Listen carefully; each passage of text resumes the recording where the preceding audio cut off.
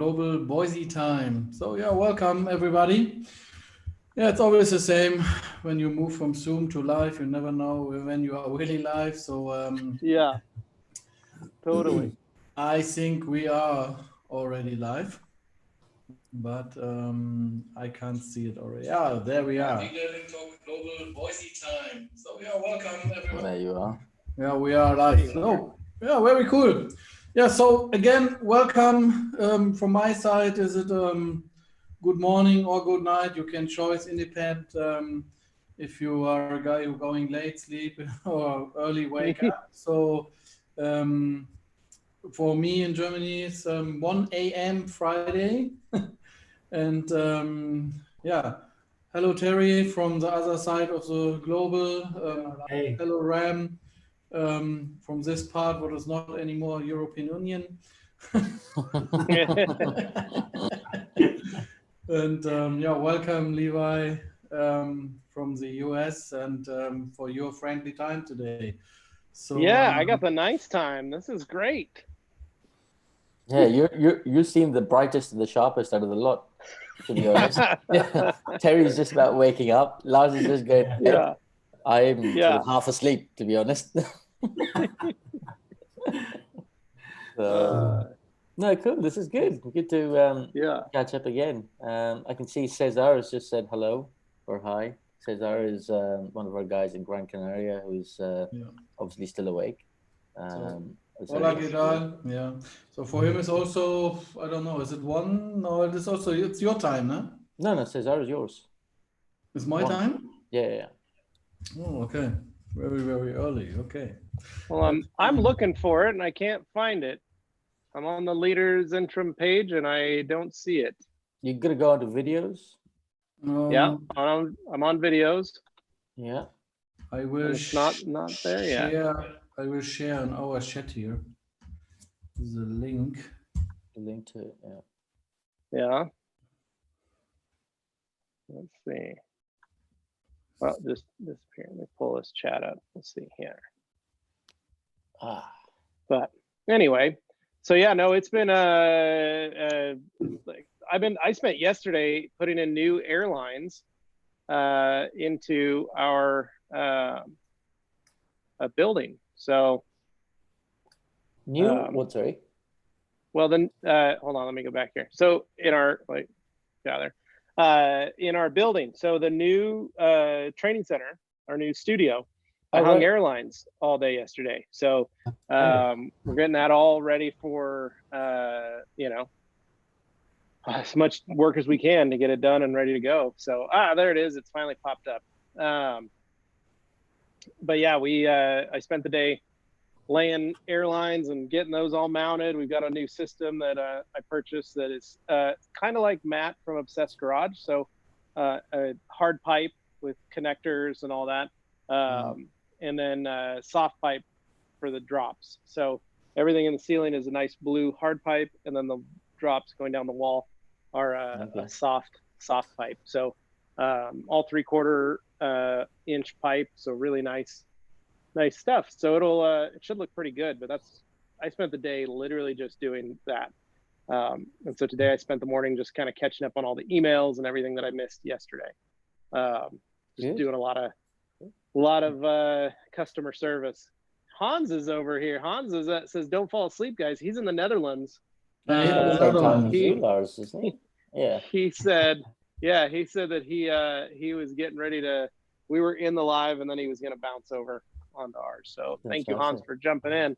But so it looks like your airlines are the only ones probably working at the moment, Levi. Yeah. Every other airline. Well, they're actually not even. They're not even working. They're not even fully pressurized. So.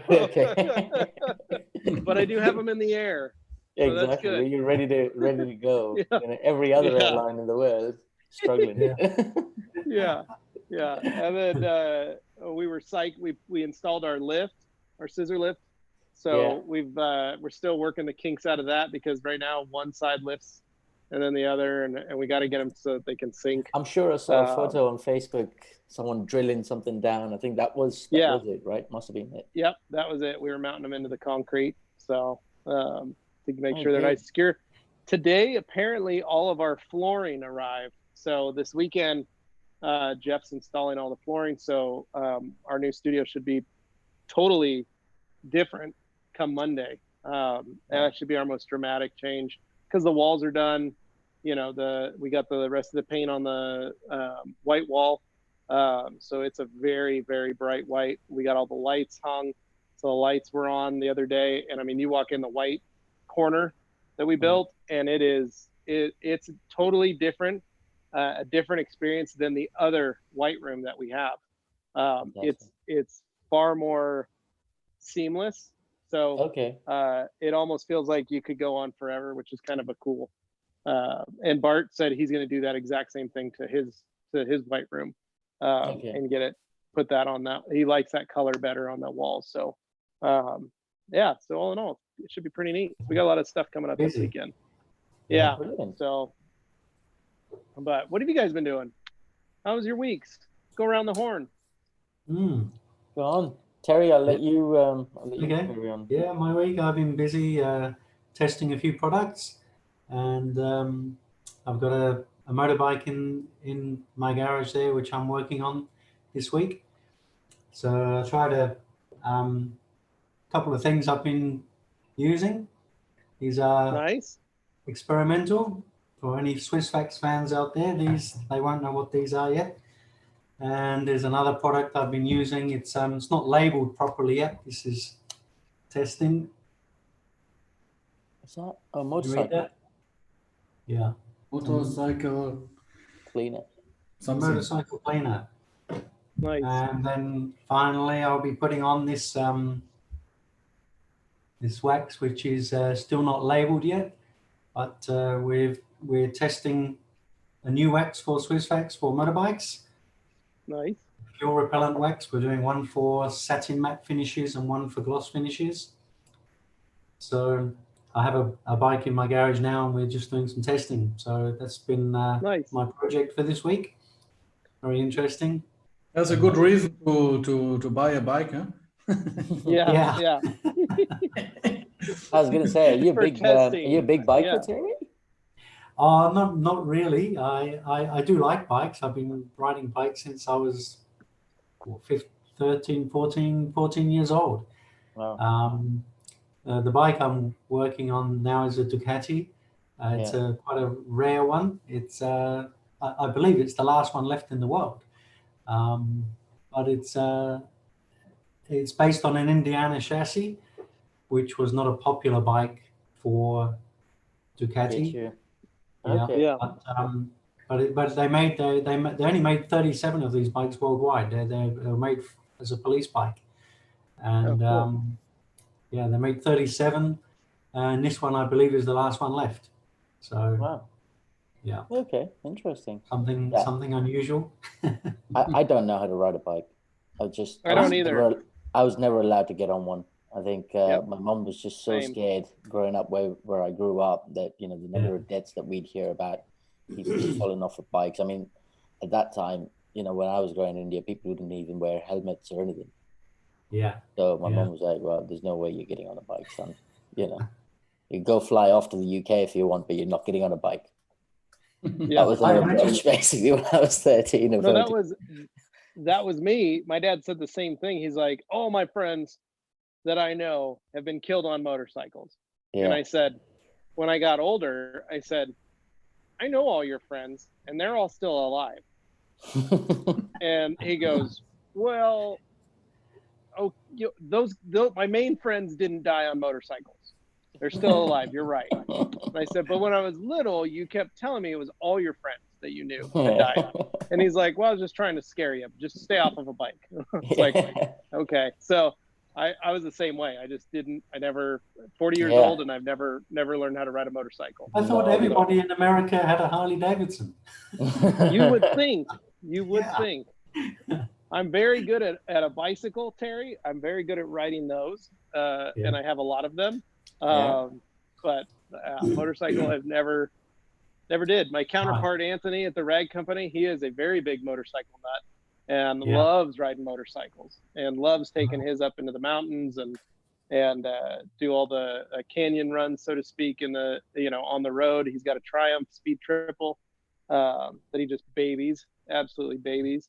And then he's got a little it's a tiny bike. It's like a crotch rocket, but it's like a little street bike, but it's very small.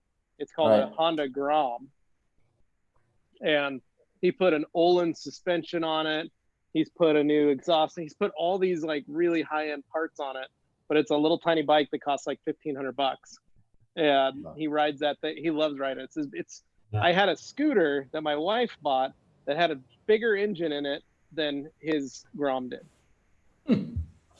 So we used to laugh about how a scooter was more powerful than his Grom. So, well, in Australia here we have 2 motorcycle detailing centres which are dedicated only for detailing motorcycles. So if you have any viewers here that like motorbikes, go and check out Clean Ride on Facebook.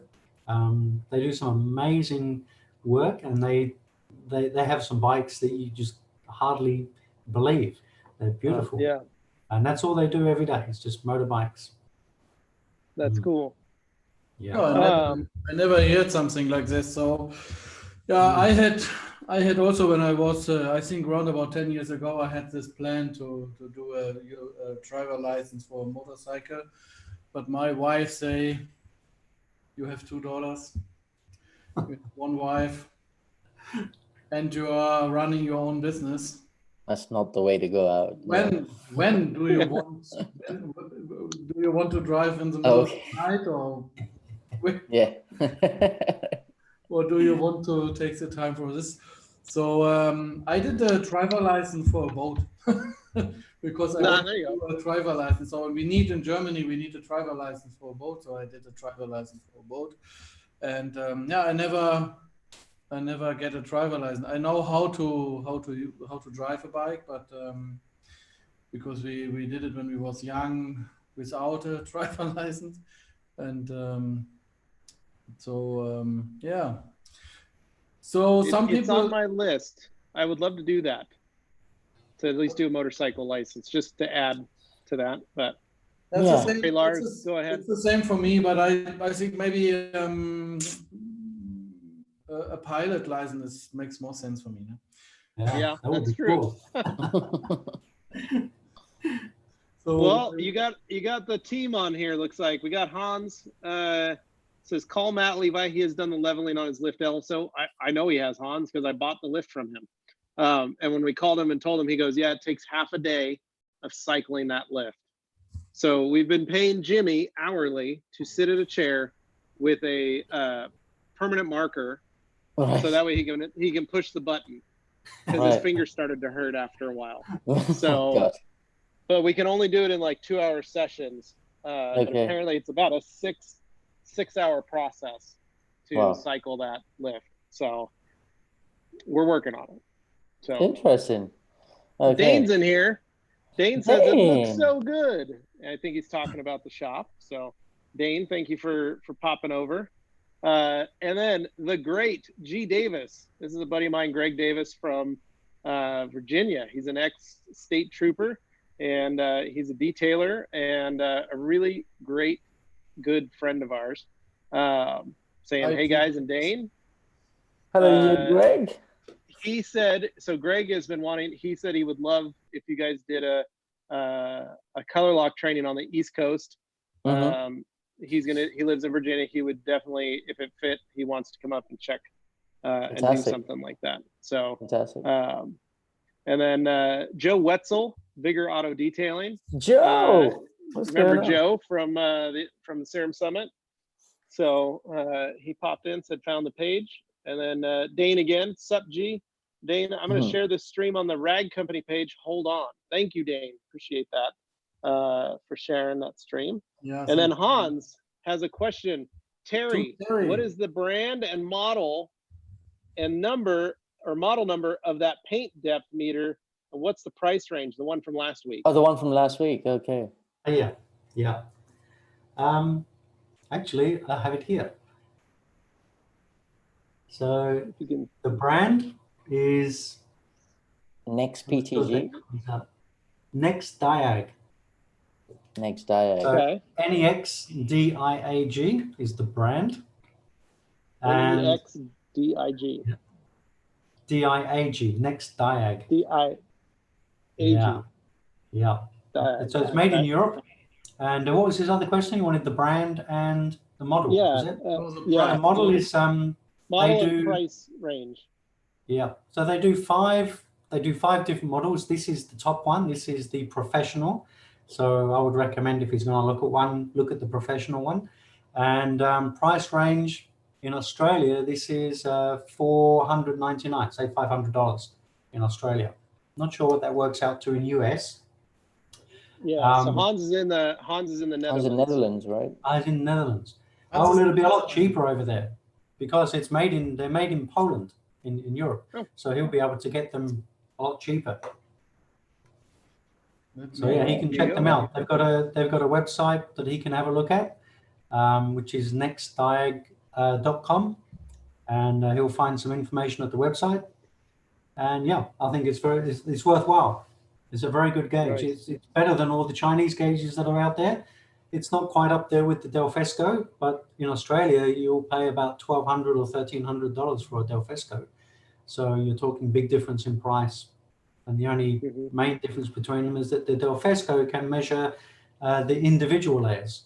So you can get a measurement of the clear coat. So that's the main difference between the two. But you're paying a lot more for that. Yeah. Brilliant. But yeah, check them out. I'm glad to see Joe's here, Levi. I'll tell you something that happened a couple of days ago, I think it was last weekend. Yeah? Joe posted something on his Facebook page. I think it was an interior job that he'd done. It was a very good job. And on a German page, sorry to interrupt. Carry on. On the German page, autopflege24.net, the price is €160. So 160. Oh, there you go, Hans. So I think it is similar cheap for him. But I know the guys from Autopflege24. They ship also to Netherlands. So Hans, you can also go on autopflege24.net and check out the maybe you can post a link there on the chat, or I can. Yeah, but then it might be able to the product directly. So this is next. Okay, I will post it here. It's next. Yeah, I think Lars, since this is your feed, you'd be the only one that'd be able to post a link. Yeah, I did already. So, yep, good, awesome. So there, Hans, it's at the bottom. G Davis says two things that always. Oh, Hans says I can't go anywhere, and G Davis is right behind me. Stalker alert. And then G Davis says two things that always go together: leather talk and Hans closing. So coming back to what I was saying about Joe, he posted a before and after photo, and obviously all I meant to do was like it, but for some reason I put a sad crying face on it. I didn't realize it. I moved forward, so he sent me a private message a few hours later, like, why are you crying at my before and after photo? I thought it looked good. Did I do anything wrong? I was like, I'm sorry, I didn't even realize it. That's awesome. That was my recent incident with Joe a couple of days ago. That's awesome.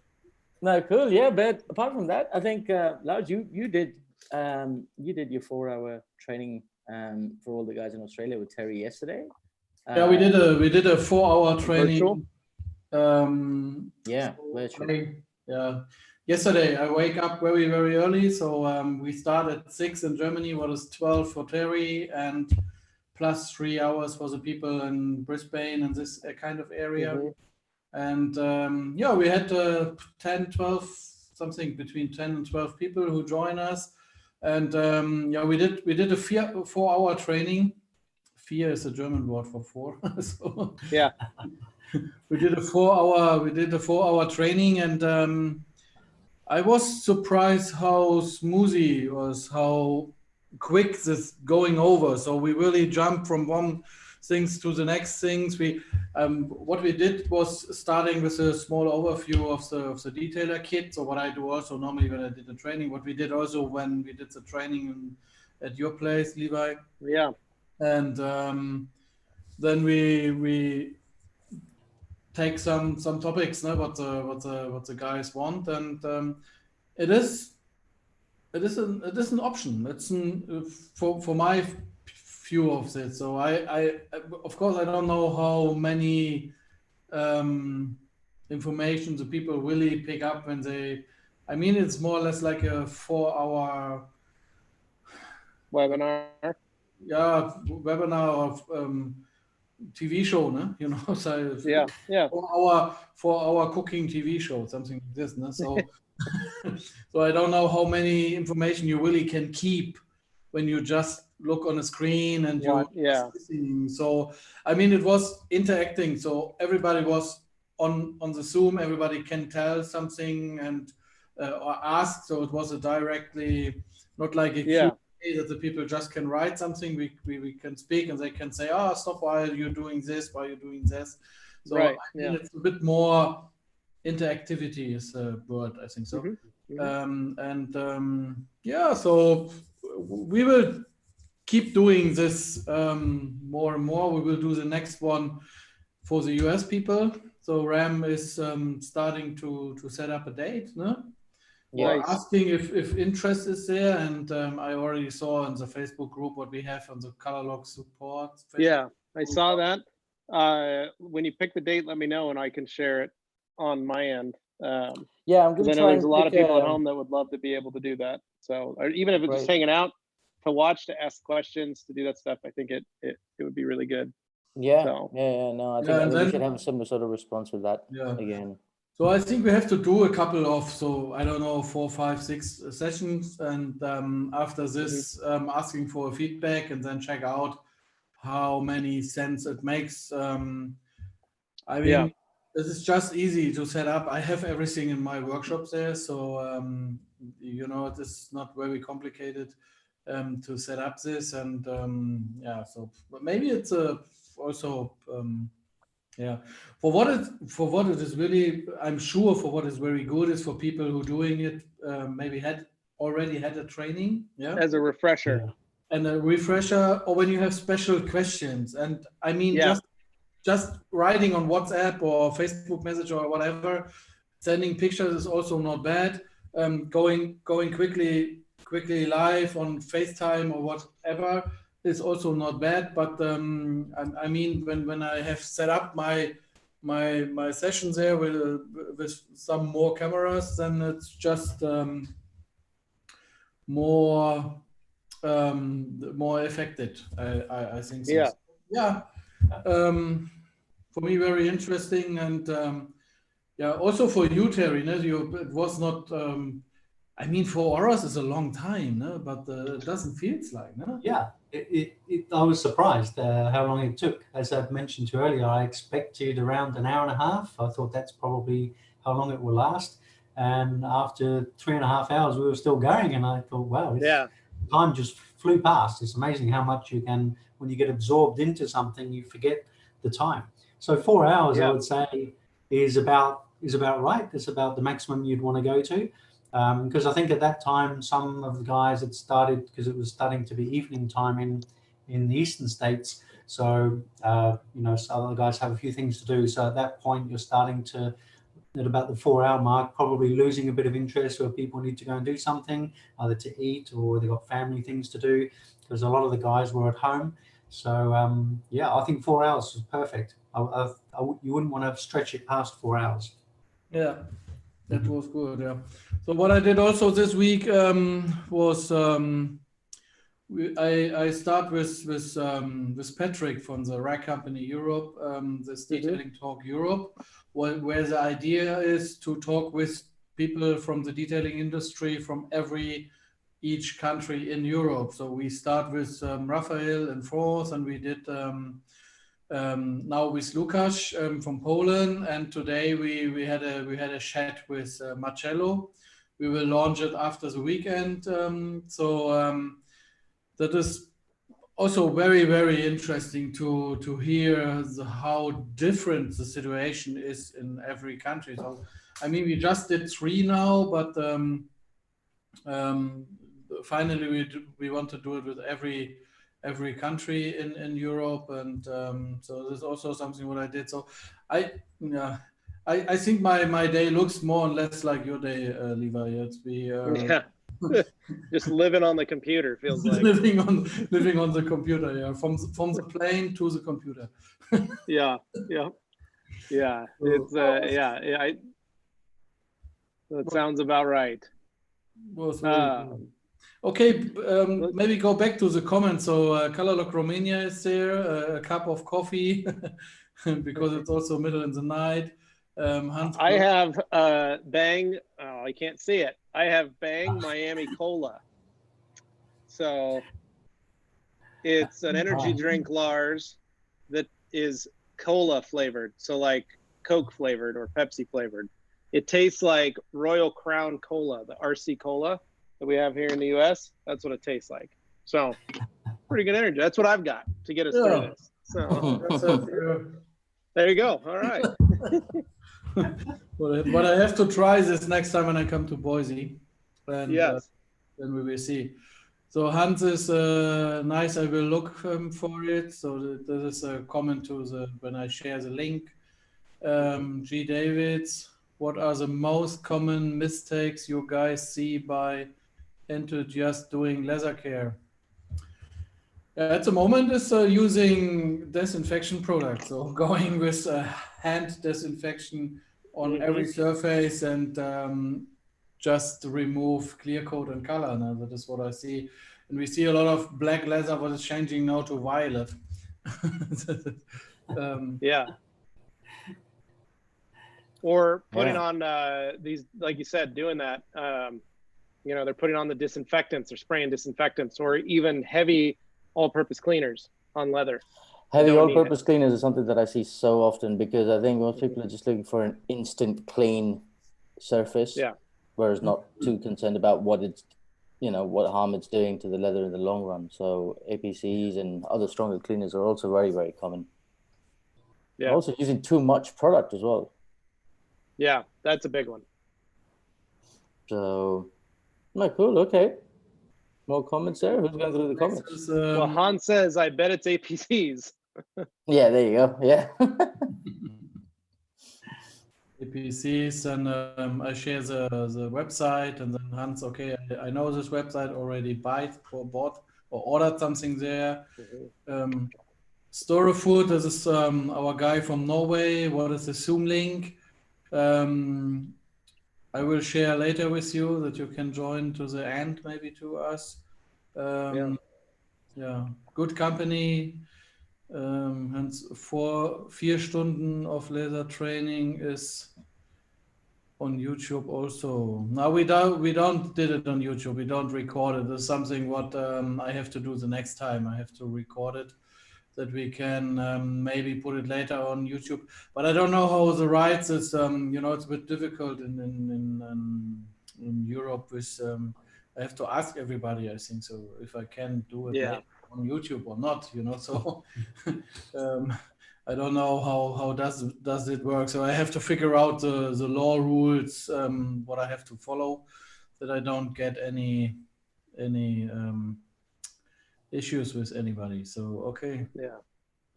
Might not hold all the information, but if you see it few times, you will always learn something new. Yeah. Yeah. It's like Hans said with like what you were saying with doing this like as a refresher course, it could be very helpful for a lot of us. I know for me, that 2-day course was a lot to process and a lot to put in. And I would definitely like just a refresher to go over that, especially just to kind of go, oh, okay, I remember now that I have a baseline, I can kind of work from that. Yeah. So. Okay. So Anthony's with us. He is. Look at that.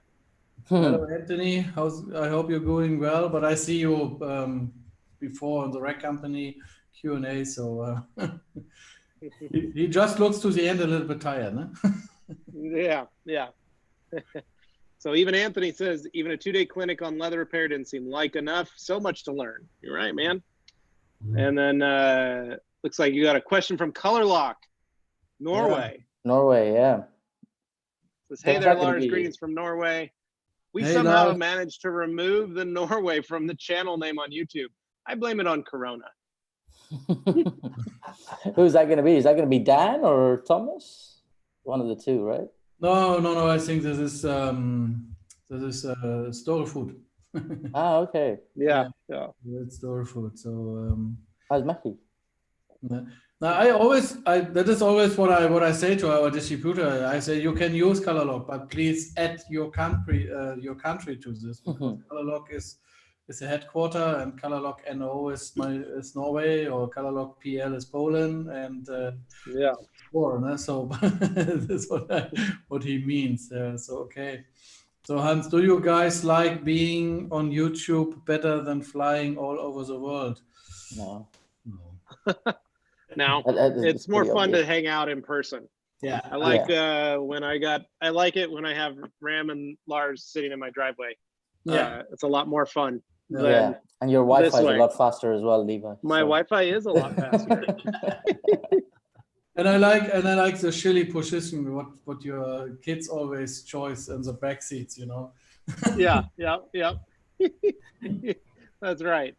They put definitely, but I think Terry in my Suburban, when Lars got in, the seat was reclined in the back seat, and I was like, my kids, they figured out how to recline them, and that's what they did. But thankfully, Lars was very tired, so he was like, "This is fine. I will leave it. It's comfortable." So. It was very comfortable. G. Davis says, "Wow, it's All Day Anthony," and then Anthony says, "G. Davis, who?" Because then he changed it from All Day Anthony to Anthony Fisher. Okay. Why did he do that? Was he trying to grow up? Well, that's his personal account. All Day Anthony is just some guy on the internet. Oh, okay. All Day Anthony is this. Yeah. And then G. Davis says, "Oh," and then he said, "Levi, that's not what I thought Bang Miami would taste like." He's trying to make a dirty joke about that. It's very delicious. And then ColorLock NO says, "It's Tommy here. Dan and Thomas is asleep." Tommy, one guy in the company has to work. Exactly. That's right. You're the only one awake at 1. So Dan and Thomas is asleep. Okay, I think that's because I thought that it was either one of them. So no, fair play, Tommy. No. Next is Cesar. Tommy is just a busy man. Yeah, Cesar. I think it is necessary that the interior restoration is seen as a part of the detailing. Yeah, I mean, this is something what I always try to do, of course, to give these people this opportunity, and I really think when people do detailing just outside, that I mean, you anyhow as a customer in your workshop, you anyhow speak to this customer, you already spend money on advertising, which way, however, and when the customer is there and you take a look inside of the car and you see a glossy seat or a glossy steering wheel, it's just easy to say, hey, look, I can do this also for you. So that is, I mean, this is to do it on a main business is a next step, because you need an education level what is high enough to do this. No? I mean, you can just do leather repair or leather and vinyl repair or interior detailing, and live very well also just on this. But to add it to a detailing shop when you already have customers and you already have a business is something what increase your card per customer. Yeah. That is, I think in the UK, we're another market very well. What's happening is there's so many detailers in the game now. There's just so many people offering detailing services that if you don't offer these additional services to really separate yourself from someone else, you've got when you start offering these services, you can increase the average billing amount that you can charge a customer because you've got more services to sell.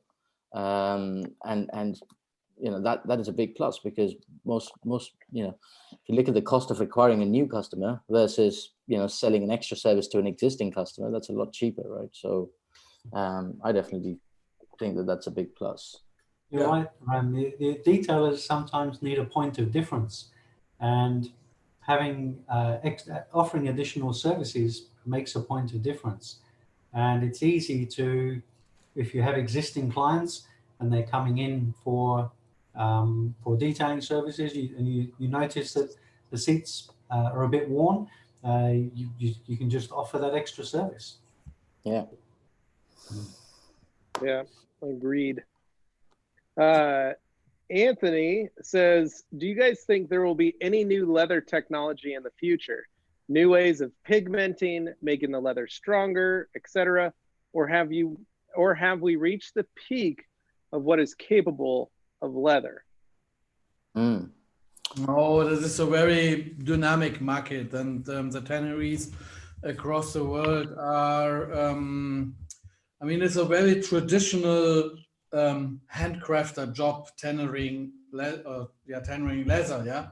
But when it comes to do designs on the surface, it is a very modern and creative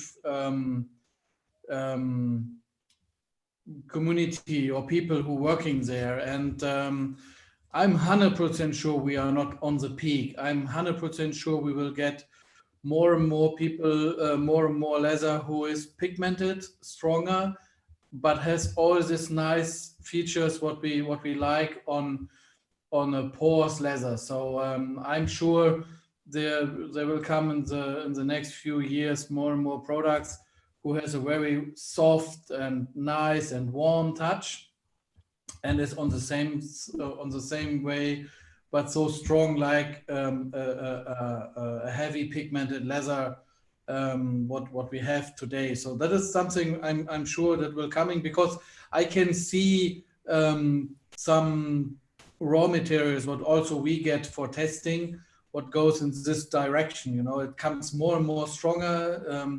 Also the solvent resistant comes a little bit better, and it is still breathing. That is something. And I mean the new hot thing at the moment is to create clear coat, what is in German we say antibacterial. So antibacterial, that's right. Antibacterial. So with some silver inside or something like this. So this is of course also something what will come in the next few months for sure, more and more.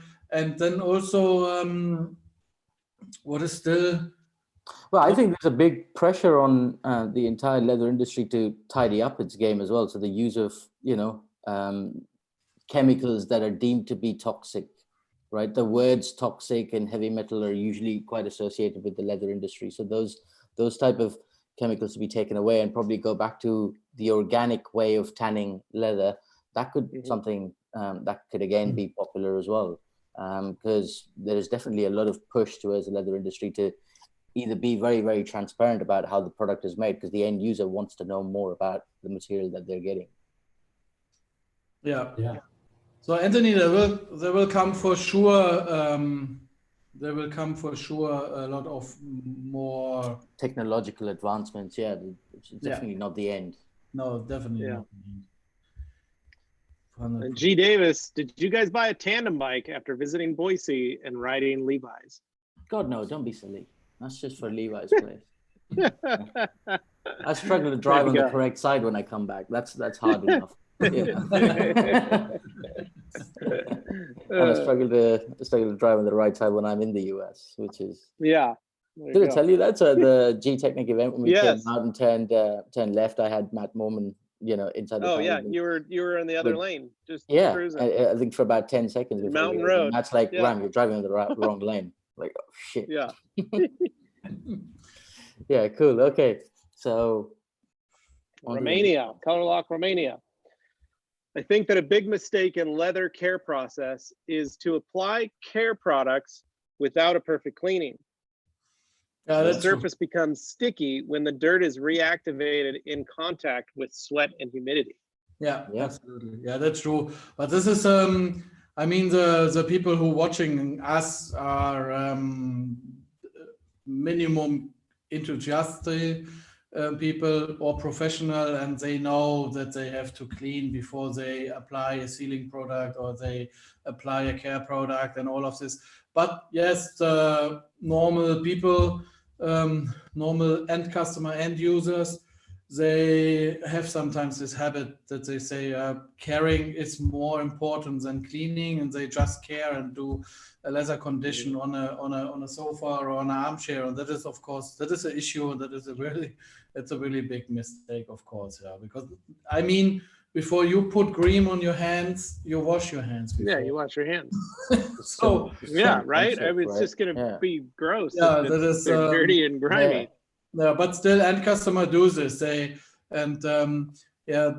is really a mistake, because when you talk across the globe, when I talk to people who are deep in the leather industry, so guys from tanneries or doctors or professionals, guys who working on norms or something like this, we are all agree that cleaning leather is more important than care. To clean regularly will help you more that you have a nice leather for a long time. Then when you the focus have to be on the cleaning side, or not on the put conditioner or care products on top. So and when we have customers, they just using the 2-in-1 or 3-in-1 wipes, for example. That's what I was gonna say. The 2-in-1 is so popular these days. Like when I see 2-in-1 stuff, I just go like, well, that doesn't make sense, does it? You don't have a 2-in-1 soap and moisturizer, No. I mean, cleaning is a little bit something what is aggressive, and caring is something what is gentle. So how you can put the devil and the devil and the angel in one product. Huh? That makes sense. It's important to keep the pH up, Lars. I remember you said before, when you've got dirty leather, it changes the pH level of the surface of the leather. So cleaning it would bring it back down to the neutral pH. That is the first thing. So Mihai, thanks for this comment. Absolutely correct. And the next guy is Matthew Gibb. Maybe from Australia. Australia. Maybe one guy who speaks well English can read this. Go on. Terry, perhaps you should do it, since he's hi guys. Hi guys. I'm loving this live stream.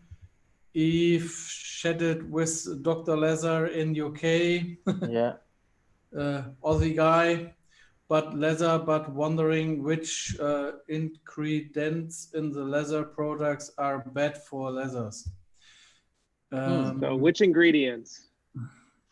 Is there anything particular? Products? I mean, again, for me, I think it's just, I don't know of specific ingredients, because I'm not too much into the depth of the exact fine raw materials that are used and everything. But for me, it's just going to be the amount of companies that just have a leather cleaner and a conditioner, but nothing else, right?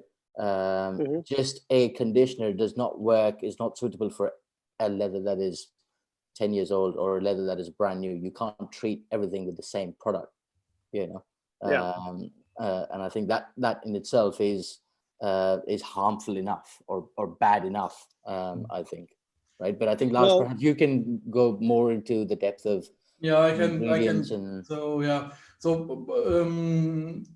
One thing what you always have to recognize before is that not leather is leather.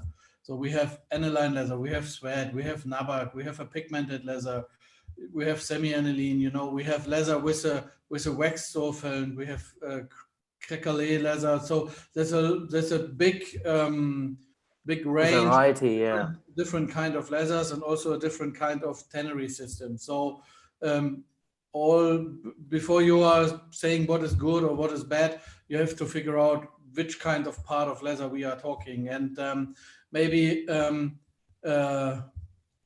alkaline soap cleaner is for a horse riding. A saddle, saddle is good for us. When you use a saddle soap, that is for a saddle. It's fine. It's a pH around about 10. but this kind of leather is a different, has a different process behind, because it is producing for a saddle or not for a car seat or not for a armchair or not for a nice smoothie jacket, you know. So always you have to check what we are talking about. So, but mainly for everything, what you can say, solvent is always when you talk about cleaning and care, solvent is not a good idea. Silicone oil is not a good idea, and everything what is with wax makes also less sense, because wax makes glossy, sticky. So when it's sticky, it comes faster dirty. So I think that is so. When somebody asks me, come on, say something, then I will say solvent, wax, silicone. This kind of things doesn't make sense in a cleaner or in a conditioner. Yeah. Well, I was going to say, your guys' class, one of the very first things that you were teaching you guys was when you were showing us was just the general process of how leather is created and what leather is used for specific surfaces or seats or uses. And once you learn that, it makes it much easier, one, to identify and learn what leather is in a vehicle, and then how to care for that. And I think for me, that was one of the biggest light bulb moments in that class, was going like, oh my gosh, like once that made sense, because I didn't even know that about that different process. And I always came at it from a detailer point of view of just, well, this leather is different than the other leather I worked on. It feels different. It acts different, you know, and that was how I just clean it. Other times I would clean the surface the same way I did every surface. And I would go, man, this leather really didn't clean up very well. Or this leather cleaned up amazingly well. Well, that other leather may have been vegan leather or been replaced with a piece of polyurethane leather, or, you know, there's different parts of the seats, especially the way the manufacturers make the seats now too. Very different processes all the way across the board. So yeah, finding out a lot of it has to do with the start of, you know, what that leather is. And I think that's where a lot of detailers miss that. I mean, that's one idea you could build. There's just work, but Ram, you could build a PowerPoint presentation on just that part on leather and do something like that on one of the webinars for the IDA, the third Thursday webinars, because that is something that I feel the industry not enough people know about, not enough people have learned or spent that. You know, those of you that are in the leather trade, that's, you know, it's become second nature, but detailers don't know everything about. We spend so much time on paint, but we don't spend enough time on the processes of leather. I mean, every training that I do, when I draw that diagram, right, when I draw it out, it just becomes easier for everyone to understand, because then you can see exactly what is where, right? But I mean, the thing that you said about saddle soap, that is so common. I remember speaking to the guys at the Rolls-Royce Enthusiast Club here in the UK. I was doing a talk for them, and there was a room full of 20 people, and I think out of that, 5-6 people would have asked me, you know, what's wrong with using saddle soap to clean my Rolls-Royce leather, you know. So I think it's serious lack of too high a pH.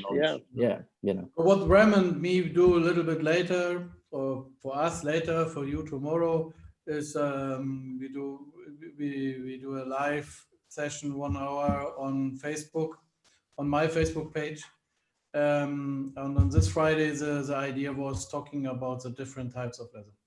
So so something that we've been doing is trying to do those 1 hour sessions every day, you know, 1 hour live training sessions. They're obviously at sort of two UK times, so probably very early for you guys in the US, you know, but mainly we just started doing, there was no real thought process. We just said, let's start doing it. So tomorrow we're doing, we're just talking about the different types of leather. Yeah, today we did a burn hole or burn. Yeah, how to fix a cigarette burn. Nice. Yeah. All right, so the next one, G. Davis, how much work travel would you guys do in a typical year? Well, Lars, practically the same as an air hostess and a pilot.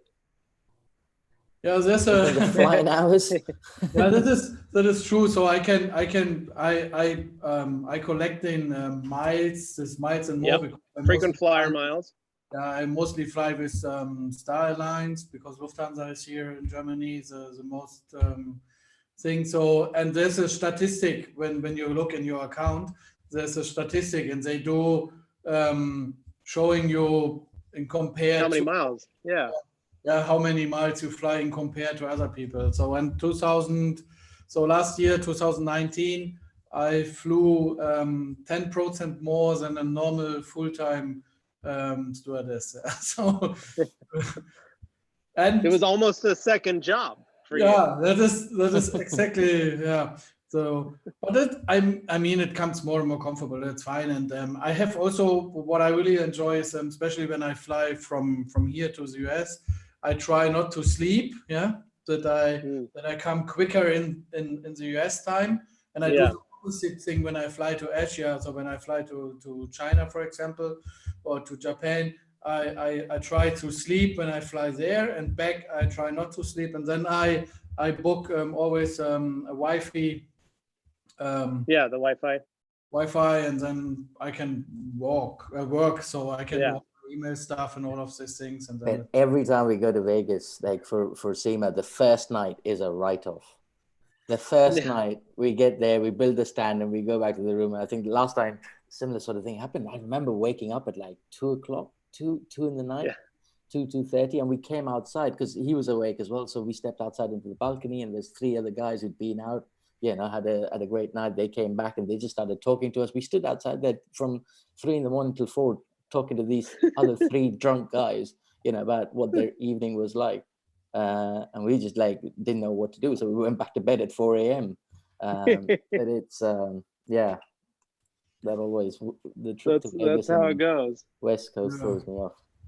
Yeah. Cool. Han says, I had a customer who cleaned their steering wheel. She said it was wet from the cleaner, and it was that when it was wet from the cleaner, it was getting sticky. But when it dried, it went back to normal. Was her product too aggressive? And then he says, it was not an APC. I cleaned it with a good leather cleaner, and it did not have that. But wondering what happened with her cleaner. Did she wipe it quick enough, or did she just leave it on there for quite a while after cleaning? I think that could have been one of the things, that she did not wipe it quick enough, the residue that was on there after cleaning. Could it have been some type of solvent cleaner too? Would cause it to get sticky? Solvent cleaner can. Yeah, could be, but also just maybe it's a bit crusty from hand oil, So that's true. And sticky from the hand oil. Yeah, and then it comes more sticky when you start to clean, and when it's dry, then it is not any more sticky. So that is also that's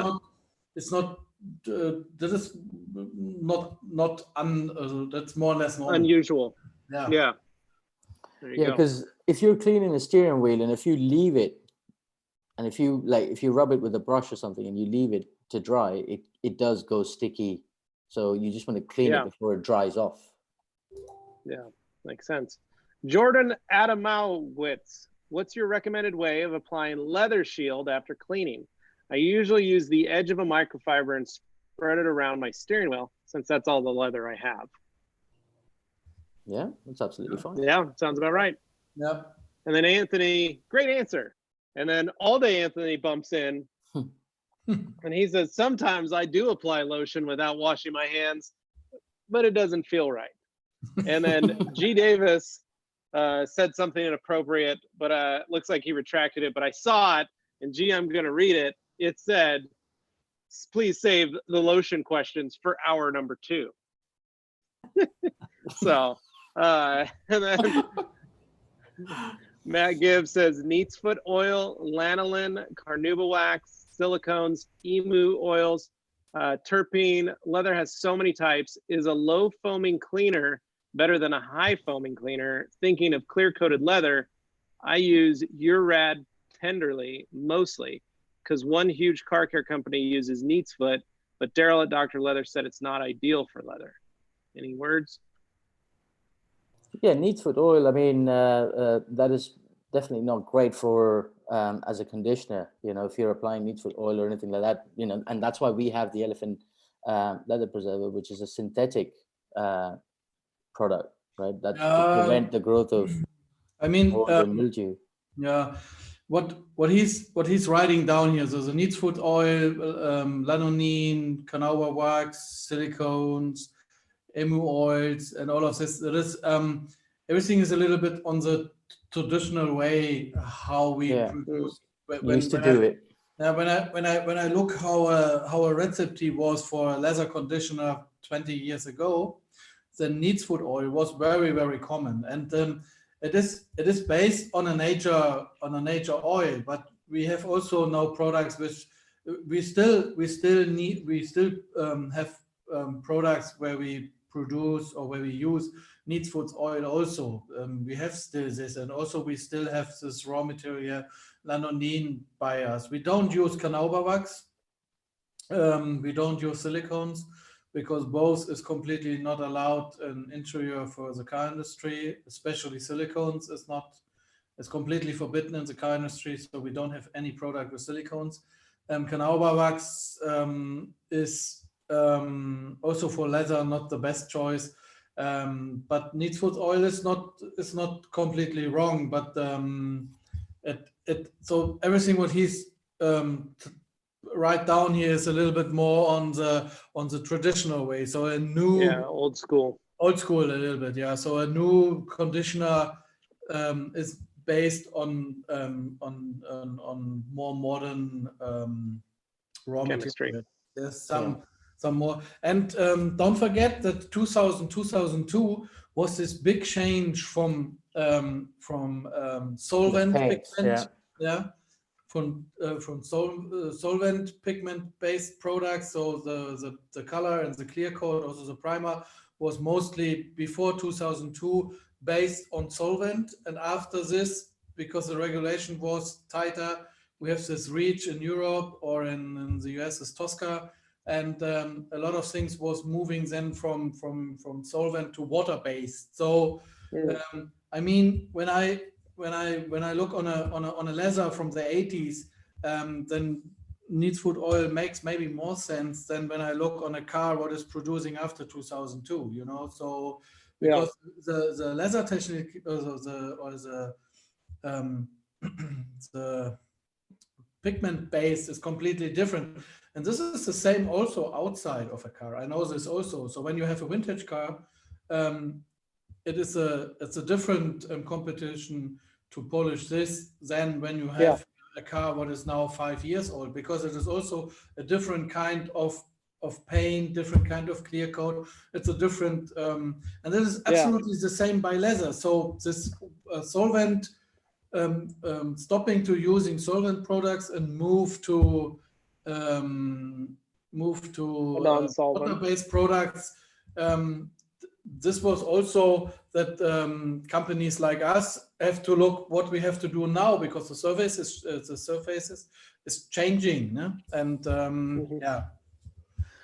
In terms of cleaner, he's asking, is a low foaming cleaner better than a high foam? I don't know what he means by low foam and high foam. I think I think there's, if you just our cleaners are foam based, and foam is definitely much better to clean leather. You don't make it too wet.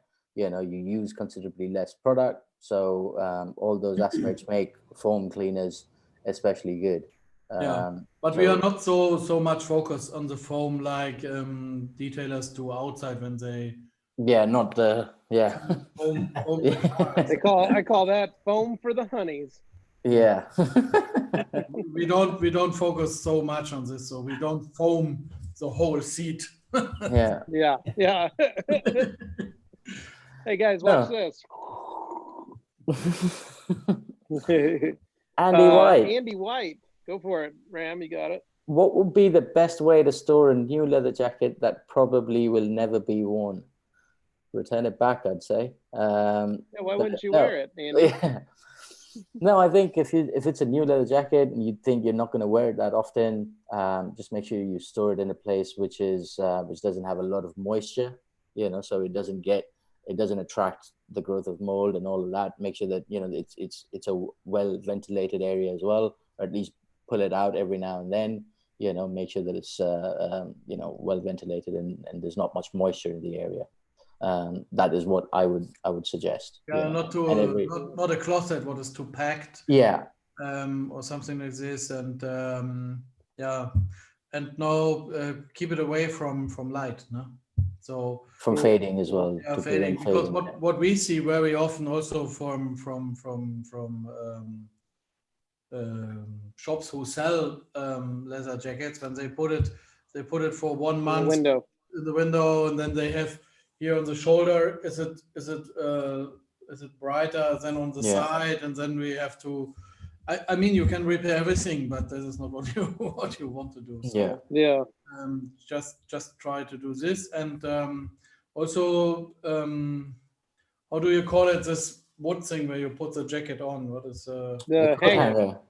The hanger. Yeah. So don't use a too small one that you get a mark inside or something like this. Use something what give a good what makes a good shape and doesn't, you know what I mean? So that you don't get that retains the shape. Like it doesn't you don't get a pressure mark or anything like that. Pressure mark, So the opposite of a dent, no? Yeah. Okay. Oh, cool. Okay. Oh, Dane, sorry to see you go. He says he's got to go grab some dinner now. But great chat. He's having some sort of Korean barbecue. He called it in, he said. Oh, okay. Gotta go pick up some Korean barbecue, he said. Yeah. And Hans, foaming a seat with an IK sprayer. Wink. We're not doing that. Yeah. Not like the outside. Try it out, Hans. Let us know how you got on. Yeah. So I got a question. So the elephant preserver, what type of leather is that okay for?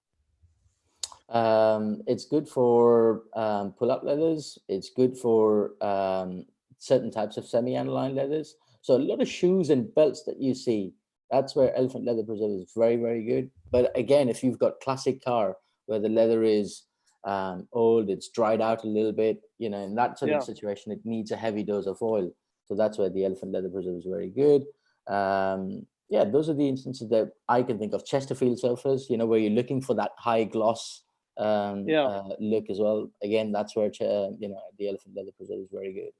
But you wouldn't want to use that on a brand new car, let's say, right? Right. Like, so clear coated leather, no. You can use it on clear coated leather, but not brand new clear coated. Yeah, so elephant is really a universal product almost. Universal product, and just not good for aniline.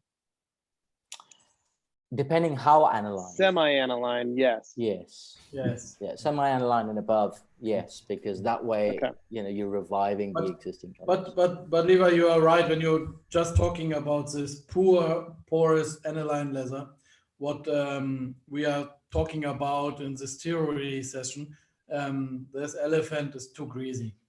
You will get you will change from a nice matte and soft leather, you will change it to a glossy, greasy leather. So yeah, you are right. Then it's better to use the aniline protector, so the spray. What you can spray with a UV filter, that makes then more sense. Yeah, but you can't in the car interior. You can't do really something wrong with elephant. So. Yeah, and it's very good for convertibles also. Okay, yeah. So Andy White saying it's a gift from the company, the jacket that he was referring to. I work. It's a gift from the company I work for 1 million miles safe driving, and it's dyed green and ugly, but really does mean something to me.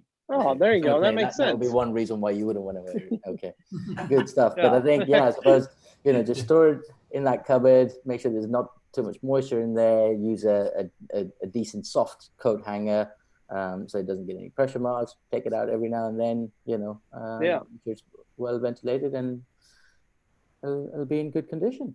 Yeah, don't put a plastic foil or something over this. So that is also what we see sometimes. So people put a plastic, plastic foil over this, and then they put it up to the roof or down in the cellar, and They're then sweating underneath, and yeah, and then, you get plastic marks and. Oh, cool. With the elephant leather fat, Lars, I saw somebody on a YouTube video was using a heat gun to melt the elephant leather fat. Is that the correct way to apply? Well, you heating the wax, you mean, right? Not the seed. Yeah, it was heating the elephant leather fat to melt it. I mean, the most popular video about this is a guy from Florida. This what is his name, Ram? Yeah, I know. You guys know it. In fact, Is it David? No, I can't remember his name now. But apparently, he's not in business anymore. Okay, so he was or is a detailer in Florida. So he did a couple of videos with a BMW seat, because BMW has very often a leather what is a bit harder, and when you apply elephant on this kind of leather, and then you go with a heat gun over it, and you melt the elephant, and it sucks in the leather, and then it is crazy glossy then when it's dry, and then you can wipe it with a rack company cloth, no? Microfiber. Yeah. And then it's matte again. So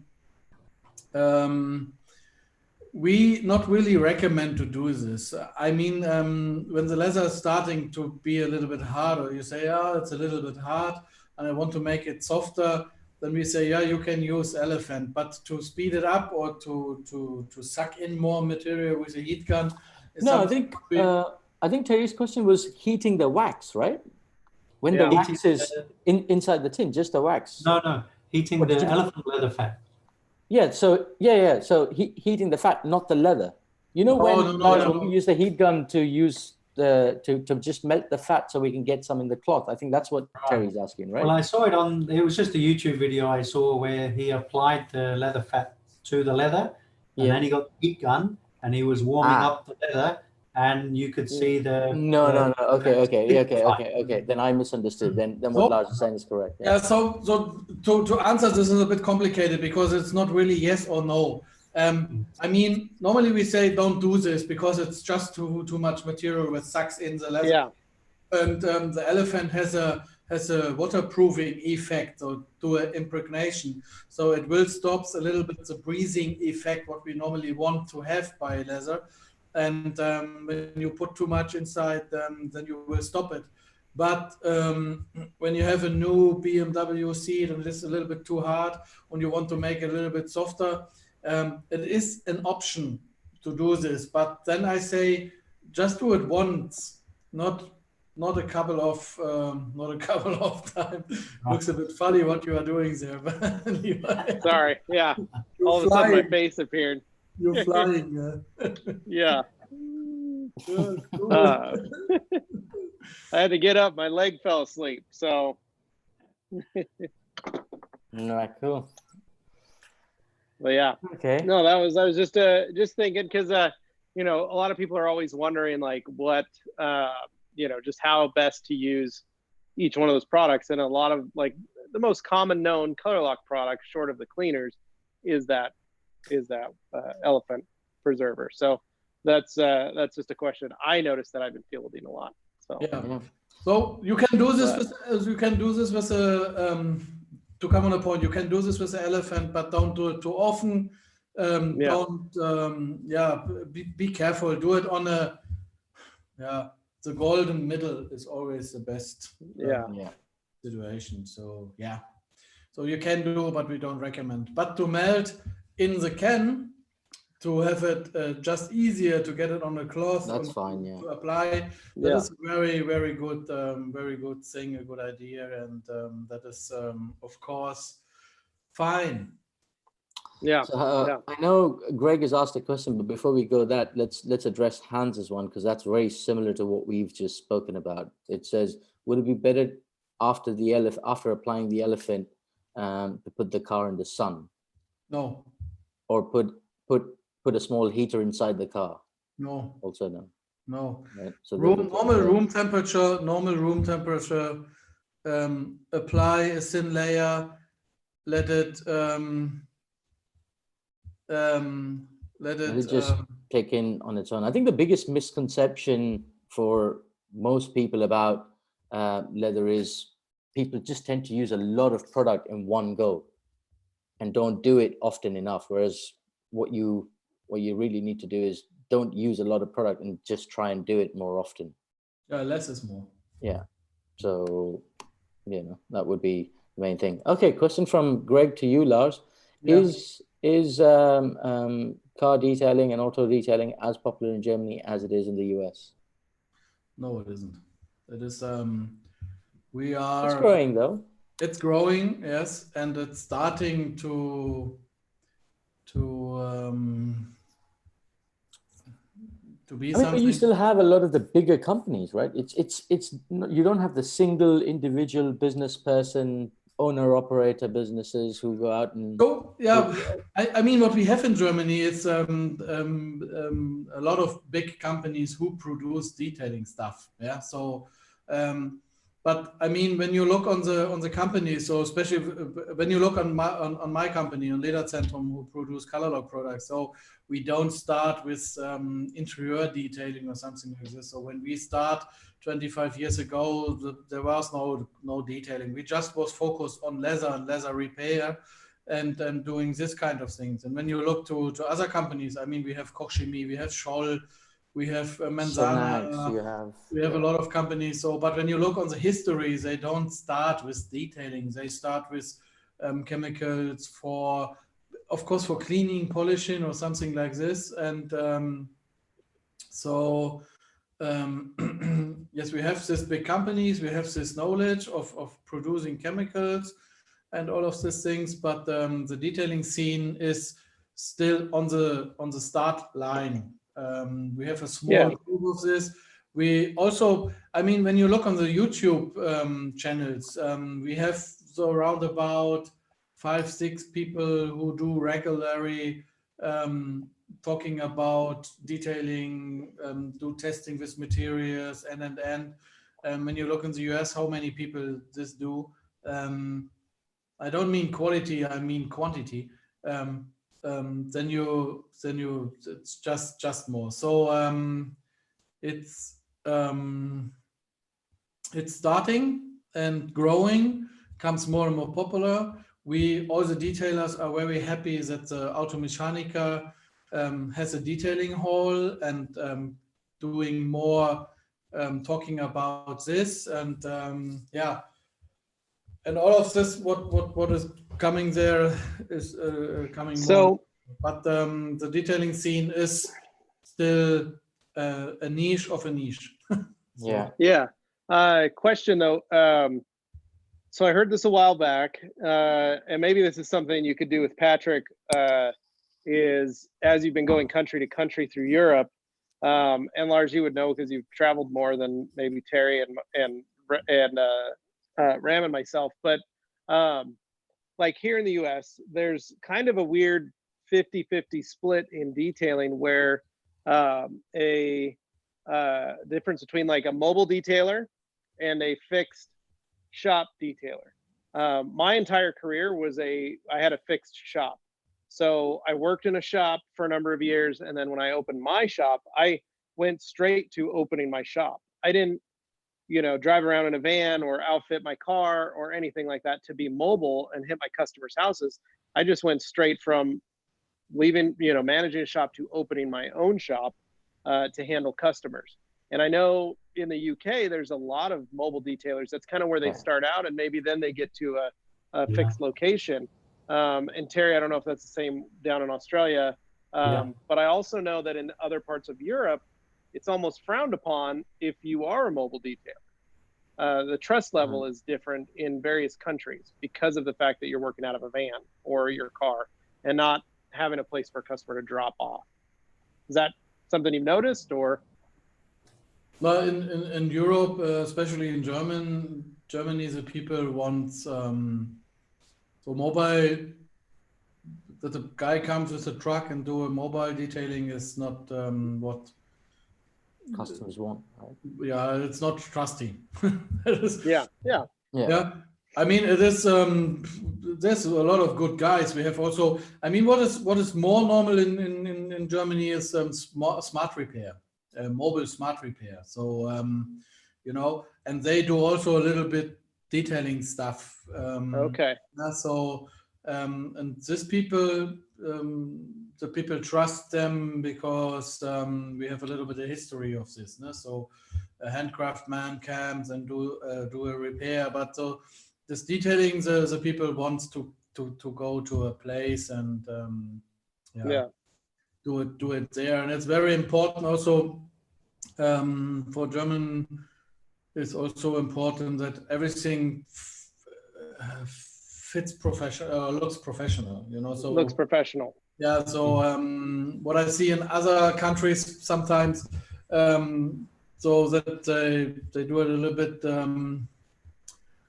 on a casual way that doesn't work for German people. So when you have a luxury car, you want also a maybe not a fancy place, but a nice shop, a nice place to go. A nice shop, clean shop. So when it has to, when you call yourself detailer, then I think the most German people want, then also when they understand what is meaning a detailer, then they say, okay, then I need also a shop who is detailed by himself. You know what I mean? So so he's also a detailed person. Yeah, it's a detailed person. Clean shop, clean appearance, clean. Yeah.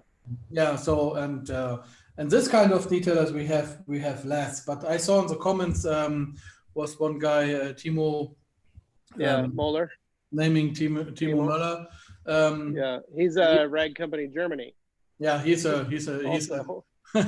yeah, but he's a nice guy with rag company Germany and without the rag company Germany. He's he is. Yeah. He's a nice guy, and he's in his DNA he's a detailer, because this is a person, when he's traveling, and I'm sure when he's open his bag, everything is on a good position and everything, I mean? Well, I used to say this to my guys at my shop. I'd have I had soap, I had wet wipes, I had breath mints, I had gum, I had body sprays, deodorants in the bathroom of my shop, because my employees would have to deliver a car to the dealership or back to a customer, and my shop was not air conditioned. And in the middle of summer, my guys are working, they're sweating, maybe they went to lunch, all that kind of stuff. And so I would say to my guys, when that was the number one rule: if you're going to deliver a car, go in the bathroom, wash your face, wash your hands, put some gum in your mouth or some breath mints, spray yourself down with a deodorant or some sort of cologne, wipe your arms down, make it, even if you're kind of dirty from cleaning the car, I don't want you walking in, smelling funny, having bad breath. I want you guys to have as much of a clean appearance. They'd be wearing, my Hawks Detail Master of Shine shirts were always black so that they couldn't see. I made my guys wear black pants so that, they weren't as dirty, because I worked for a shop that did a white t-shirt or a light gray shirt. And man, you just get those shirts would be so dingy and filthy by the end of the day. And they'd wear tan shorts, and the same thing. They just get dirty. They just look dirty. And so I made my guys all wear black, and it was for that purpose of, I'm trying to promote as much of a professional appearance as I possibly could in the style, because I needed my guys to be comfortable, because they were working their butts off, but I also want them to smell nice, look nice, and, be presentable to that customer when they dropped off the car. Yeah. So. Yeah, we will say in German, this is a einmal eins, the one time one of doing this kind of business, so that is a basic things what you have to with you. But come back to the question. So the detailing scene is very, very small. It is a niche of a niche. and but it is growing. It's coming more and more popular, and the people.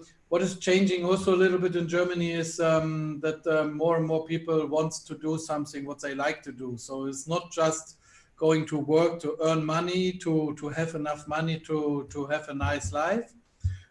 It coming more and more that the people notice, okay, it makes sense. I spend a lot of time on work. When I employ 8 hours daily, I want to do this.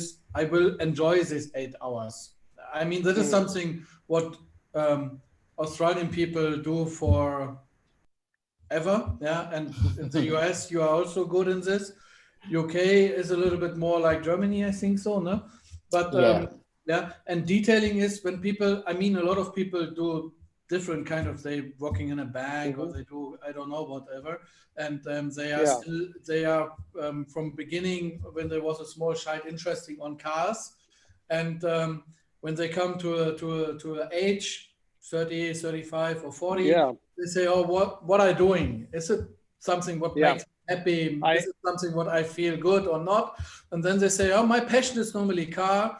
And then they start, and then they move slowly to detailing. And then they do something what is his passion, what makes them happy. Yeah. And this is something what is changing in Germany, that the people start to say, no, I don't want to wait when I go retired to have a good life. I will have do it now to this time also a good time. So you know, that is, and detailing is an opportunity, or is give you an option when you are car enthusiast.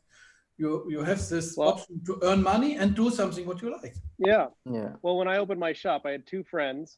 One was a lawyer and one was a accountant for the local power company that provided the electricity. And he was like an executive in that power company, and the 2 of them were best friends. And they always said to me, they said, you are so lucky. I said, why? They go, you get to wear shorts and you get to wear a hat every day to work, a baseball cap. And I said, yeah. And they go, and you get to drive around in cool cars. And I said, yeah, I do. Never looked at it that way, But that was, they were like, man, if I could go to work every day not wearing a suit, I could put on a hat, I wouldn't have to do my hair, I could just throw a hat on, wear some shorts and a t-shirt, man, I would love for that. And I always looked at them as like, well, you guys went to college, you got degrees, you got, like, you guys are professionals. I've just been in a trade my whole life. But it was fun to see that that was one thing they looked, they're like, oh, you're wearing a hat and shorts every day to work? Wish I could do that, you know? I think another it made me contributing look at it. factor, you know, we were talking about the fact that you were able to move into a shop quite early. I do believe that in the US, the cost of renting properties is not prohibitive.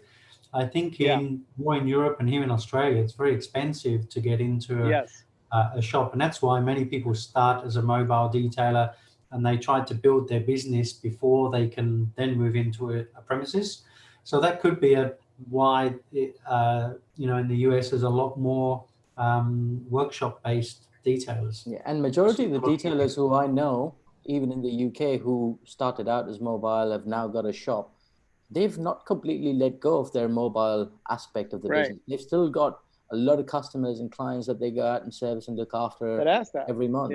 That makes up a significant portion of their income, to the point, like in the situation that we're currently in now, the mobile stuff is what's keeping them going. Yeah, people aren't leaving their houses, so they're just letting them come by and work on their car in their driveway, and that's it. They don't have to see each other or talk to each other or anything like that. They're both out in the open air, and So, no, cool. Okay, I think there's a couple of other comments and questions to run through. Matthew Gibbs says there was a trend years ago to put halogen lights or other heat source in the car to warm and open the leather pores, but my thought was that will just cure stroke seal the leather and make it worse. Yeah, I think anything that excessive, you know, is gonna definitely cause more harm than help the situation.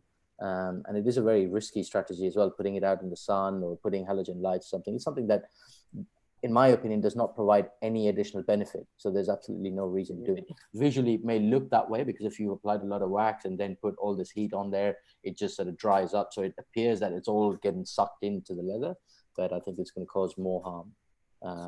So yep. Cool. Hans adds that being mobile sometimes is also not allowed by law in a lot of countries in Europe because there's a lot of restrictions about sort of wastewater disposal and chemicals going down the sewers. In California, that was a big thing. Unfortunately, it is very difficult because in Germany it is really from village to village different. So it's independent what kind of water system they have. If it's dirty water from the bath and the kitchen, separate to the rainwater, or if they have a system where comes both together, and also independent what kind of water cleaning system they have, if it's a natural or not a natural. So that is very, very complicated, and I don't know, but this is a good question maybe also for you, Levi. I mean, there's also that was how it was in the U.S. It's the same, and it varies from city to city and town to town and all that.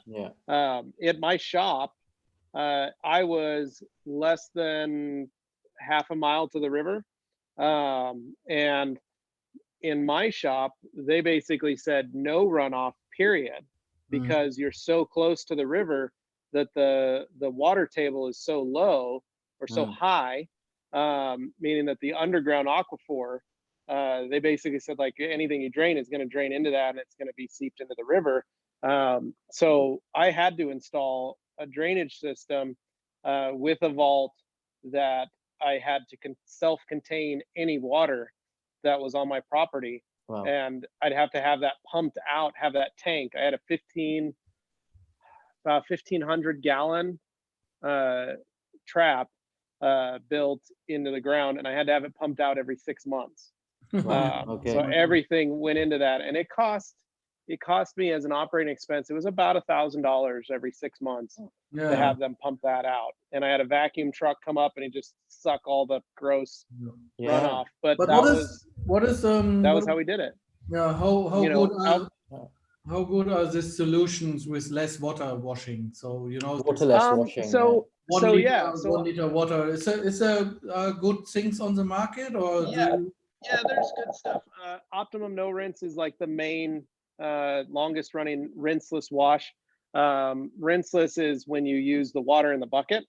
That's it. So because of those restrictions that were at my shop, I still used a pressure washer and water and hose for my prep stuff, but we switched over. So instead of soap, we went rinseless. So we would pressure wash to get the fender wells, the wheels, the tires, the heavy stuff. We get the car wet with water. Then we would switch. So instead of soap, we would use a rinseless wash, which was a polymer based, and that would clean. We would wash the car with that. The benefit of it was we didn't have to use water a secondary time to rinse it off. We could just dry it. And that was what we used for a number of things, because it made it, we could use less water. And this allowed my guys to be able to be much quicker, more efficient. And I could get cars washed much faster because we were eliminating an extra step. The rinseless technology has been around for about 15 years, and it's very good. However, there are different companies that are creating different rinseless washes. Some add silicone to their wash to make it much slipperier. Other washes don't have the ability to break down organics the way O&R does. But each system is very different. And right now, that's actually what I'm testing, are various rinseless washes to try against O&R to find if there's any replacement at the moment. And I've got a number of different versions. Is going to get more popular as time goes on? I think it is, as more and more water. Yeah, and I think as more and more water restrictions become prevalent, because that was, you think about in California during the droughts, and I'm sure, Terry, there's some of this in Australia. You can't even use water. and people aren't, watering flowers or gardens anymore. And so to be caught, just running a hose was a fine. And if you were outside watering your lawn bans, right? in California, if someone was driving by, you could get a fine for it. The authorities were going by. So you think about a detailer who now has no access to water or can't have any water drip on the ground. They were forced to do rinseless and waterless wash, where rinseless wash, maybe you're only using a pint of water total to wash the entire vehicle. Or waterless, where you're using a pint. Waterless is basically what's in the bottle that you have in your hand. Rinseless is what you can put in a bucket. So you can use up to 5 gallons with rinseless for a number of different vehicles. Whereas waterless, you may only get a couple cars worth out of a 500 ml whole bottle of bottle. product. Okay, interesting. So, but there are ways as to, is it the best way to wash a car? That's subjective. I find it's a much more efficient way to wash. But it's definitely easier to have a pressure washer and spray a car and get your fender wells and your tires and wheels and all that stuff clean. But I'm just saying, will you get the satisfaction of having cleaned a car without the pressure washer and everything? Yeah, I do. Okay. Yeah. On like this car behind me, my Camry, I wash that rinseless probably 5 or 6 times, and then I'll use a pressure washer on the 7th time. Okay. To get the fender wells and heavy. But I can wash fender wells. IK sprayers help a lot, having pressure sprayers. Yeah. So I can use a pressure sprayer and the rinseless wash to spray out fender wells and things like that. And some rinselesses are able to foam now, so you can do a rinseless foam on the surface and then just wipe it clean. But that is still muscle memory. You feel weird doing a rinseless foam. So get you. So that's the only thing is noticing that, is having that happen. So yeah. Cool. Okay. Well, question from Greg for you, Levi. How does Waxstock compare to the shows you've been to here in the US? Oh, gee. So it's a fun show. It's surprising how fast it goes. The one day thing really throws me off because there's so much setup and takedown for one day. I mean, you guys remember last year we had like Gion brought their friggin' SEMA booth. Yeah, they did. That is insane. And so to see that much effort put into a one-day show is surprising to me. I would love to see Waxstock go 2 days. Yeah. Was that? What'd you say, Lars? G-Technik, ne? Was this big booth, ne? No, Gion. But G-Technik has a Formula 1 car, or not a Formula 2. Oh, they did. Yeah, G-Technik had a big booth too with a Formula 1 car. Yeah, they were right next to us, actually. Yeah. Yeah, they were.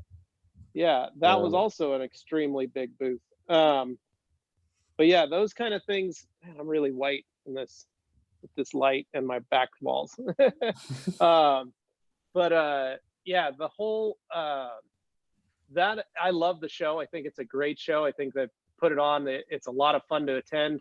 But the whole one day thing is very difficult for that. However, how about you guys with the people buying stuff? That's insane. Do you guys sell? Did you guys sell last year or no? Yeah, we sold stuff, but it's if you compare it to any other shows that we do in the UK, which are 2-day shows, 3-day shows, what we sell at Waxstock is definitely a lot more.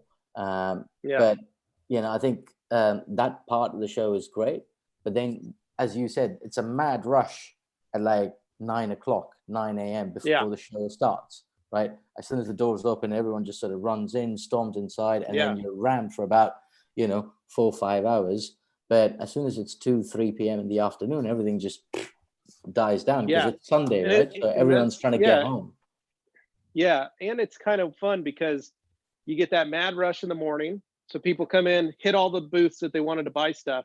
Then they take everything, they walk back outside, they put it in their car, and then it's almost like they've come back in and now they want to talk. Let's spend the rest of the afternoon. Let's ask the questions that we want to ask and do the stuff and that's what we've noticed the last few years. And I know that's, but I've enjoyed it. I really like going. I like the Saturday night party. Yeah, I think that's a lot of fun. I think we all had a great time that night. absolutely. And I like the hanging out after, like, I like just being there. And, Yeah. this year was fun because, Saturday we all set up, Saturday night we had the party, and then the casino night, and then Sunday Waxstock, and then Sunday night we all went out to dinner, to the Cozy Club, and had a blast with all of us there. That was great. About 20 of us all went out to dinner, but there was like 10 of us that all went out together. And then the next morning, to be able to, hanging out with Bodo and Lars and cruising down to London, that was a blast. I had so much fun. And then that night we all did the touristy stuff around London. It was fun to be able to just spend like the hanging out with friends. That's my favorite part about that, and being able to be with everybody and do that. That to me is what I like about Waxstock. Is being able to get to see people. And that's also like the Detailers Domain event that we were going to do in the East Coast. That's same kind of thing. Like, it's because we're in Idaho and we get to see all our friends on the East Coast. It's the same with us going to Waxstock, because we get to see all our friends in the UK. Yeah. And I'm hoping that with Auto Mechanica, same kind of thing. We get to see, more of our friends from Europe and Germany for that. So for me, that's what that show is. I just love being able to get a hold of and hang out and talk to everybody. So brilliant. On that note, have you heard anything from the guys at SEMA about the pick date? So I haven't gotten my pick day yet. Okay. So I did get the login information the other day for our booth, or for our allotments for badging and stuff. But I'm assuming this next week is when we'll get our. We should be getting it. So it'll be interesting to see how that goes. And it's the same with SEMA. We get to see everybody and hang out. It's just fun. Like, I think that's the fun thing I've had the most. And then looks like we got some questions here. So Matt said, O&R is great. Either traditional wet wash method in a spray bottle with it, or a pump pack plus rinseless in a bucket or spray bottle. So yeah, you can put the rinseless that way. Pressure sprayer, backpack, things like that works really well. Okay. Yeah. Yeah, and then Kirby Thompson says, "Yep, O&R is my first choice." Kirby from Houston. And then Hans Closen says, "Eating Stroop waffles after is always great as well." And then G. Davis says, "And Hans had brunch with the Swirl Police." So the Swirl Police weren't at Waxstock last year because I remember hearing that Mandy didn't like them. That was one of her areas of contention with John, was the Swirl Police. She did not like seeing them, and so I was surprised the second year. I'll send you a video that Bodo captured for Waxstock the year before, so not 2019, 2018, and he's captured everything. Just the Swirl Police? All of the Swirl Police, basically. So Terry, do you know what we're talking about? So the Swirl Police are two girls in bikinis walking around with swirl finding lights, looking at the cars. But the joke is that the Swirl Police. We kept saying that Hans was getting arrested by the Swirl Police. We were also saying that Dane tried his hardest to get arrested, but nothing happened. They completely ignored him. Like, we were always making up stuff about the Swirl Police. So I can't remember. So maybe I was on a different show. Yeah, they weren't there last year, and 2018 they were. 2018 they were there the year before. Lars, you'll remember. You just got to see the show. You're just going to see the video again.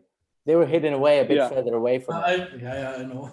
Yeah. There you go. Okay, you're pretending not to know. Yeah, but no, but I like Waxstock because I like going over to the UK, and I like hanging out with everybody, and I like just the aspect of being there with everyone. And for me, it's humbling to meet people that have watched our videos or watched what we do or listen to the podcast, and then tell me, "Hey, I changed my job because of your videos. I changed what I've done for 40 years or 30 years or 20 years or 10 years, or your videos helped give me the courage to go do what I want." And that, for me, I think that's the most humbling thing, And the 2018, I got to meet a guy whose son was autistic, and his son was standing there pointing at me, and he was saying, "That's him, that's him, that's him, that's him."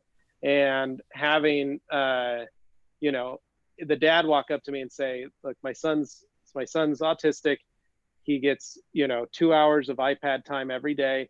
He watches your videos. He watches Jim White's videos. He watches Larry Casilla's videos. He watches these detailing videos. And then he goes, he was 12 years old. He goes, we put out we built a sandwich board for outside our yard. And during the week, they make bookings for all the neighborhood, for their neighbors. And then his son washes those neighbors' cars on Saturday and Sunday.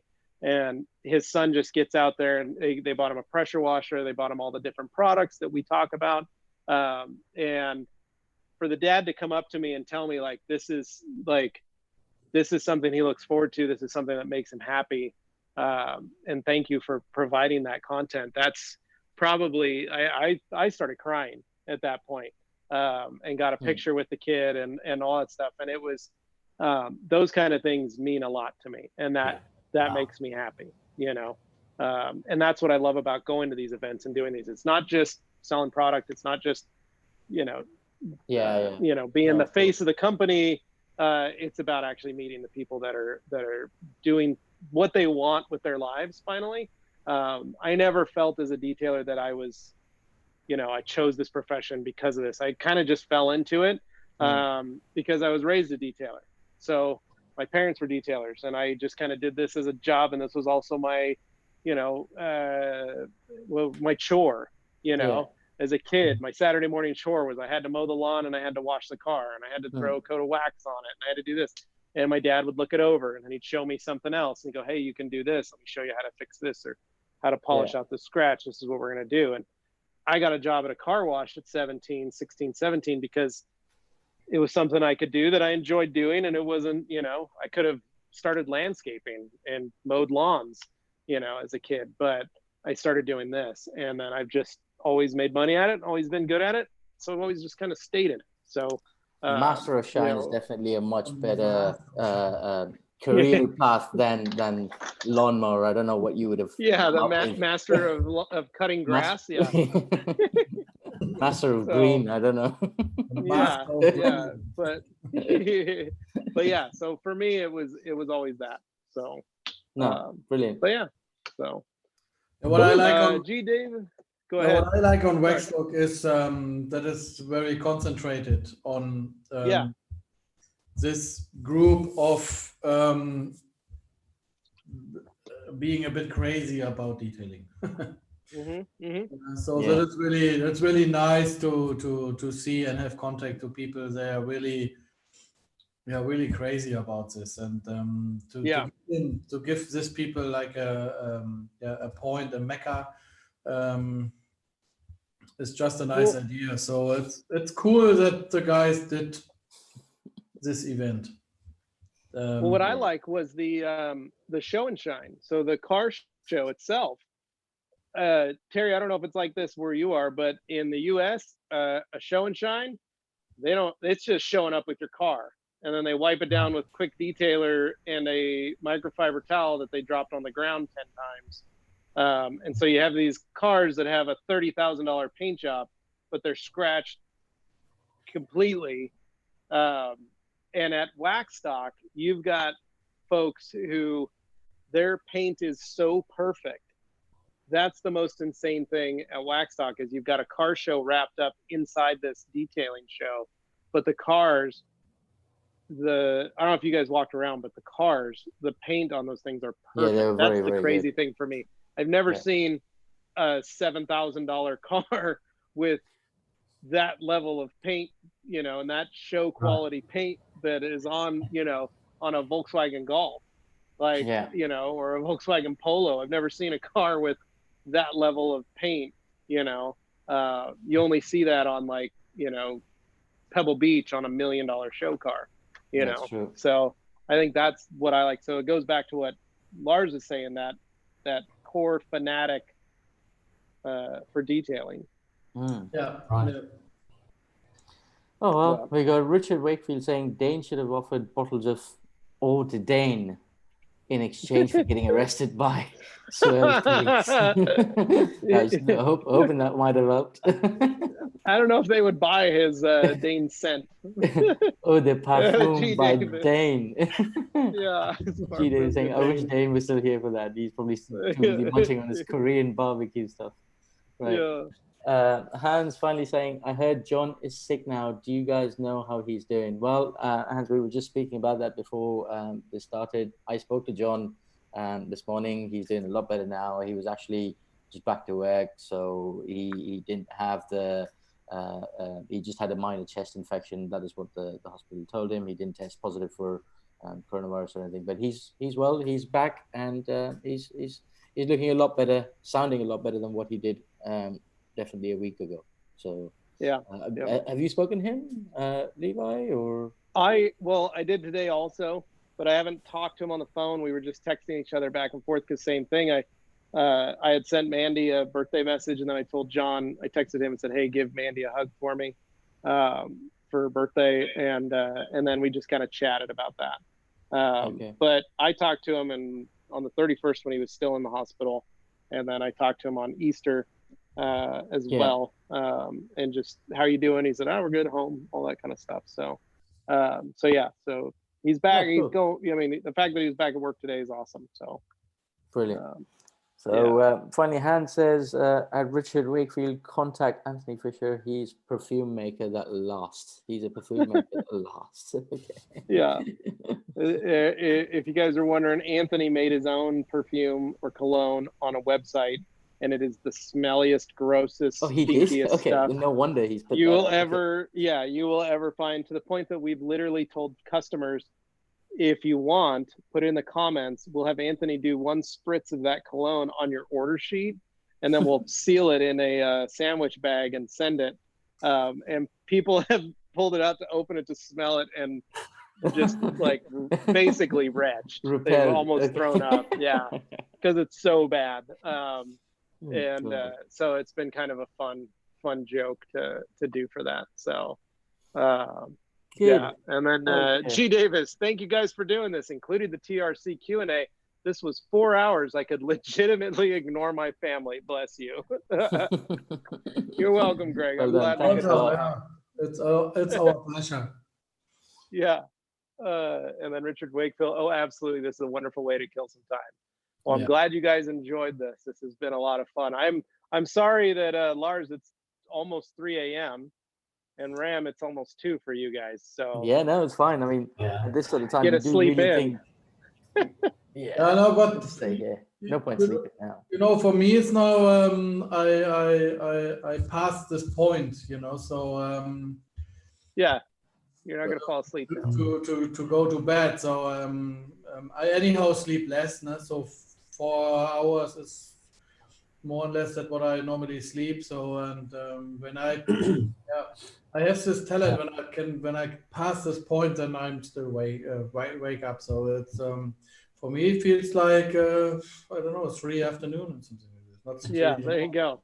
You may have noticed I'm getting a bit closer to the camera because the morning sun here. The sun is. I'm having to get closer and closer as the morning goes on. You're gonna get a sunburn, Terry.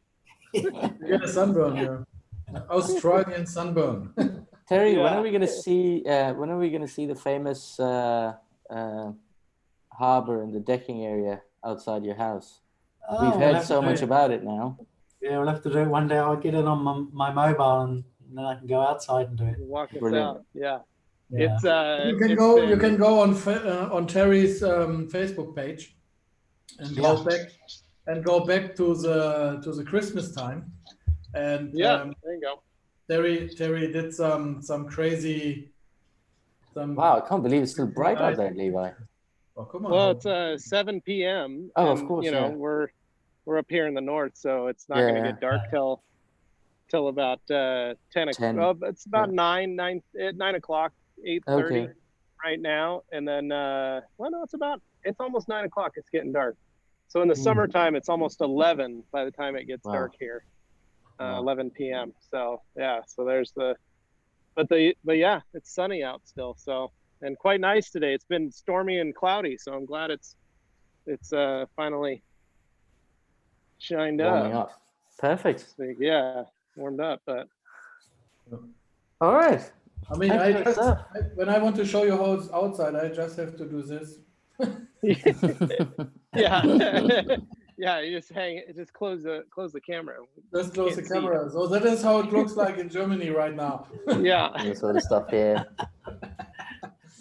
Now you see Yeah. behind me, it's dark. Yeah. It's, Yeah.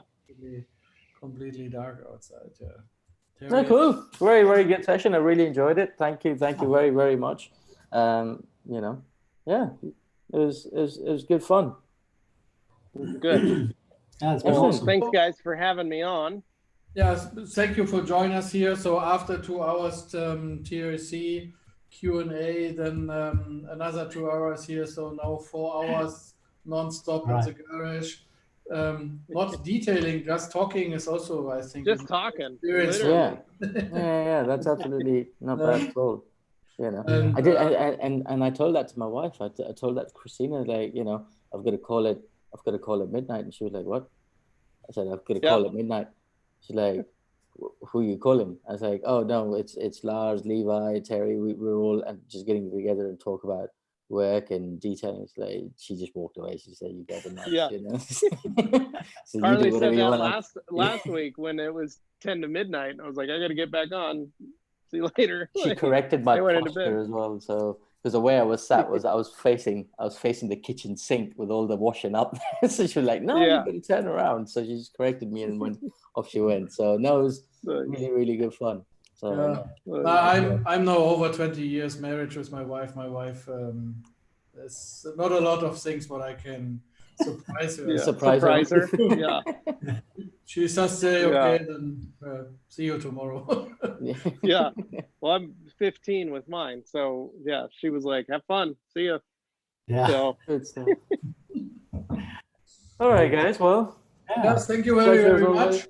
So we don't have a new date, but I hope we can do this maybe next week again. We will chat a little bit which time is good, which day is good, and lovely that some people join us here. The comments, I mean, it is still on YouTube, so people can watch this 2 hour again. And what I really like here is sharing this information across the global. I don't know if any detailing talk is existed that we have 3 continents at the same time live.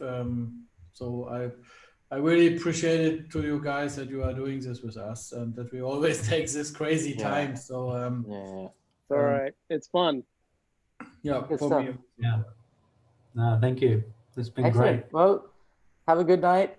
Have a good day. Yeah. Have a good night. And I'll have a good night too. Yeah. All right. Cheers, Sounds everybody. good. Cheers. See you guys.